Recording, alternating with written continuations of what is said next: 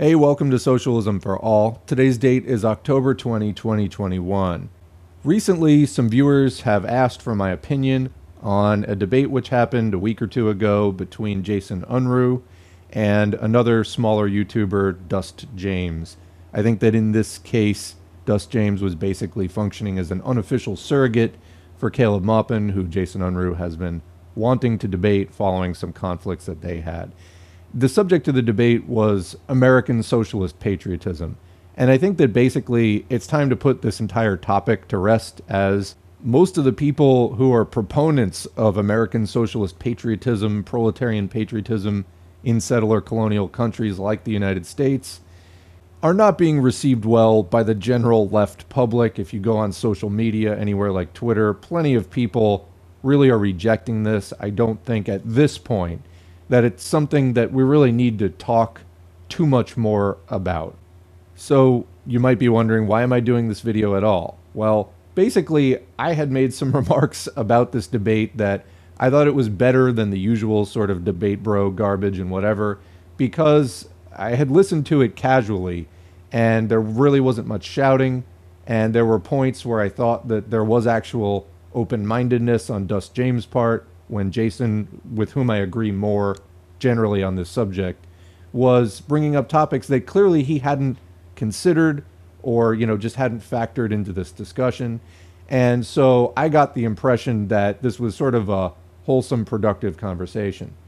And, well, I thought that maybe I would sit down and do some deeper comments, and I'm glad that I did, at least in that sense, because when I gave this thing my undivided attention, it started actually making me really angry after a certain point. So I did confirm that there were parts of this that, gave me that initial impression. I didn't just sort of imagine those while I was casually listening to this late at night while doing other things and typing and things like that. So, part of that is in the conversation. But there's also a point in the conversation where I felt, watching it more carefully, more closely, Dust James, who previously had been agreeing with Jason for the first, 15 minutes or whatever, to the point where I was like, where is the disagreement exactly? Started sort of backsliding in the discussion to a level that, we basically got down to where he was saying nonsense like, if you insult the flag, you're insulting my grandma's biscuits. And the part that I think my brain officially started leaving my body was, you're insulting country music. And I'm just like, I'm done. I can't listen to this fucking nonsense anymore, which is what it is. And again, I don't think that we should really be giving too much airtime to this. But in the spirit of just sort of correcting the impression that I may have given that I sort of endorsed what went on in that conversation, let me reel that back in and then replace any of those comments with this sort of updated set of notes, I guess. I'm not going to run down the entire thing in detail. Again, I don't think that Dust James is noteworthy enough to really do that. Also, the video would wind up being 5 or 6 hours, and just that's really not worth anyone's time. But let me give you a few comments based off of the notes that I made while watching it. So Jason started out with an opening statement having to do with abolishing the concept of whiteness, which is the basis of the USA, and the particular way that capitalism has set itself up in the USA, that the USA is no longer a progressive country, if it ever was. Yes, it abolished slavery. That's a very low bar. Also, slavery still exists in the world. Anyway, abolishing the USA and so forth. Dust James said in his opening statement that he completely agreed with all of that. And I was like, okay, why are you having a debate then? He said, abolish the USA, back to George Washington. You need a completely new nation, etc. And also said that he supported the right to self-determination to oppressed nations before, during, and after the revolution, a revolution which would be conducted by a coalition of workers from more of the settler population and oppressed nations like the black nation brought here to be slave labor from Africa against their will, and also the indigenous nations who were driven off the land by the settler colonial project. Okay, great. So the question then that was, put to dust by Jason was, why do you think that patriotism is, how you're going to rally those people? And this is where I think basically things started breaking down. And, you get these kind of arguments like, quote, America is the land and the people. And just that the U.S. government is just currently occupying the land. Well, this is incorrect because the U.S. government is intimately involved in the creation of everything that we now see in this particular portion of what is called North America, the continental United States, and of course the other U.S. states and territories as well. The U.S. government, it's not like that has been around for 1,000 or 2,000 years, and it's just having a really bad imperialist phase. It's been around for a couple of hundred years, and it literally made everything that we see. It's directly responsible for that. So in the era of nation states in human history, trying to, for example, depoliticize the flag and things like that, especially for the more advanced working people who know exactly what the U.S. flag stands for. And it's not the park down the street and all this other kind of stuff that Dust James was trying to say. It's a political thing. So this whole, notion that gets brought up sometimes, like America is the land and the people and your local community. No, it isn't. Loving your community isn't patriotism. Loving what's unique about your community is not patriotism. And it's not going to get people revolutionary. So, again, the question was, if we agree on abolishing whiteness and, the USA back to the days of George Washington, there's no good version of this country. Well, then how do you unite people for that? Not to, do some kind of Democratic Republican Party pat on the head about, praising our diversity or something, which is intended to make people complacent. It's intended to give you a feeling of complacency with the status quo and complicity in the status quo. That came up during this discussion that, working people are what keeps this country going. Yeah, well, if we need to shut it down, we don't want people feeling good about we need people to withhold their labor strategically so that we can, take political action against it and economic action and so forth. So, yeah, that's not going to get people revolutionary. Even if you want to distort patriotism into solidarity, this is another thing that came up. So class solidarity is not patriotism. It just isn't. Patriotism is loving your country. The United States has only been one thing. It's been an imperialist, slaveholding, genociding thing. That's the United States. It never had a period of existence prior to that. That's all it ever has been. And yeah, we need a complete do-over. And we need to organize with the people who are interested in a complete do-over, and we need to spread those ideas. And so for me, Dust James never sold the concept that, some kind of appeal to patriotism is what's going to do it. So Jason did repeatedly challenge him on that. Like, when has this ever worked? The only examples that Dust James could come up with are from the Communist Party in the 1930s and the 1940s. This was a long time ago, and it didn't work. So also Dust James contradicted himself by saying, on the one hand, that the Communist Party, took this, we're the real patriots, and, we're going to take over the struggle for perfecting the Republic, and, that they took credit for the reforms of the New Deal. Then contradicted himself by saying that FDR saved capitalism, effectively sabotaging any effort at revolutionary activity for over a century. So which is it?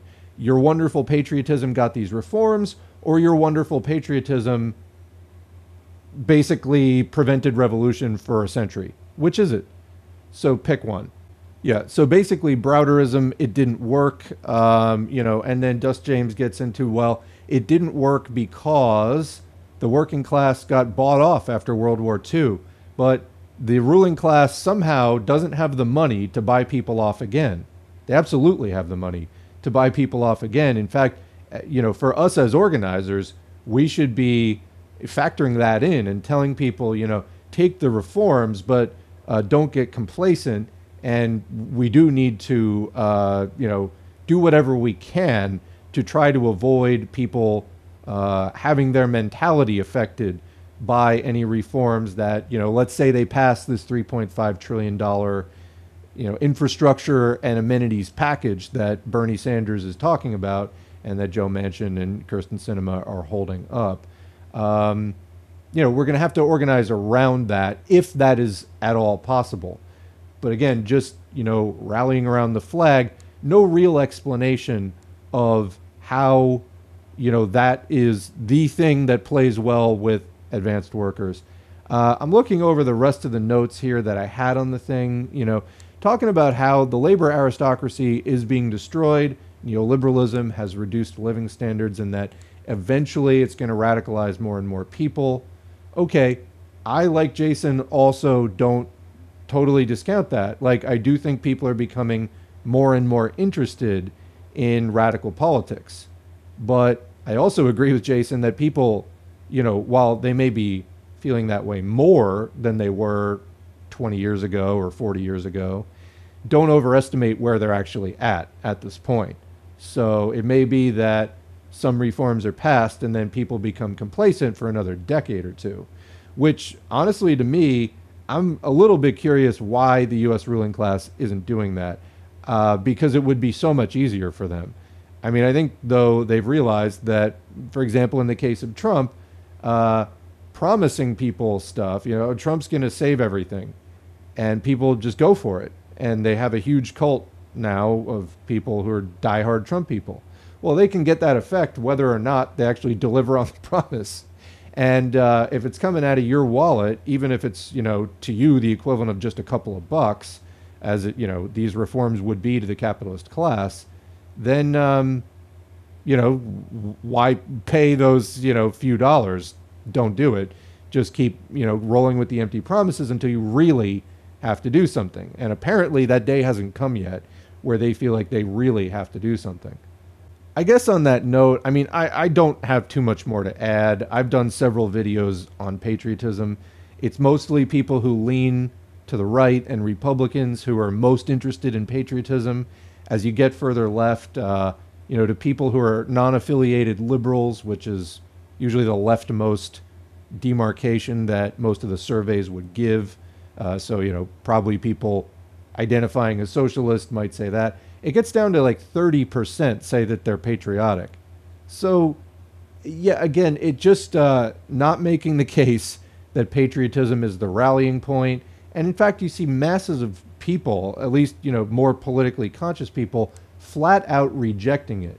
So where is this insistence coming from? It's coming from somewhere else. It's not sincere. I find it very suspicious myself. People don't want this. It never works. Here's another example of when it doesn't work. So this whole, we're the real patriots and we'll take the republic from here, guys. Bush and Cheney, we went through this less than 20 years ago during the rollout of the War on Terror and the Patriot Act and all that. We had the it's patriotic to dissent when there was the whole, national dialogue about what does patriotism mean? Does it mean blindly believing everything that the right-wing government trying to sell you a dozen wars tells you? Or does it mean thinking for yourself and blah, blah, blah? Well, Bush and Cheney got reelected. So, and we've never really left that moment as far as I'm concerned, because we still exist within the overall framework of the War on Terror, and the U.S. just invades whatever country it wants now. They don't talk about the terrorism as much, but basically they sold people the framework for invading any country they feel like. And this whole, it's patriotic to dissent and, progressivism is the real patriotism. It didn't work. I mean, that alone, it's just time to stop having this discussion, basically. My interest in this channel is looking to history to solve current political problems. The United States is so cut off from global socialist traditions. You know, I felt I wanted to take it upon myself to do more reading and to do more learning. And if we can do that in a, you know, sort of group way here on this channel and make a community that's interested in doing the audiobooks and all that kind of stuff and doing that kind of informed discussion, then great. But this whole patriotism thing, it's people desperately clinging to it. It's not really informed by anything. Jason has made this point many times. Like, everything in socialist history points away from this. Why are you insisting on it? And I do find it just very suspect that anyone would still be beating this drum. It seems more like an attempt to sabotage the movement than anything else at this point. And we do see people just trying to bring in right-wing ideas. And, you know, yeah, you want to spread the ideas of socialism. You don't want to just bring in people who aren't socialists and say, yay, we won. Those are different things. This should be patently obvious. I don't even know why there's any discussion about this that is even remotely passing as good faith, but such is the case that we're in, I guess. Anyway, it's time for American, quote, socialist patriotism to die. It just has no place in this kind of movement. And that's for many reasons, not the least of which is that it seems like the most patriotic people are also the most ignorant about history, or who have a vision of U.S. history, which is afactual. So yeah, not exactly the bleeding edge of class consciousness in the United States. Let's move on. Seriously, let's move on. But hopefully that just clarifies. I had to drop out of even watching the conversation when I was giving it, you know, my undivided attention. I don't know, maybe I made it 40 minutes in or something like that. It got really bad. So those are my thoughts. Dust James gave a terrible performance. Jason seemed to be as bored and annoyed by the whole thing as I was watching it.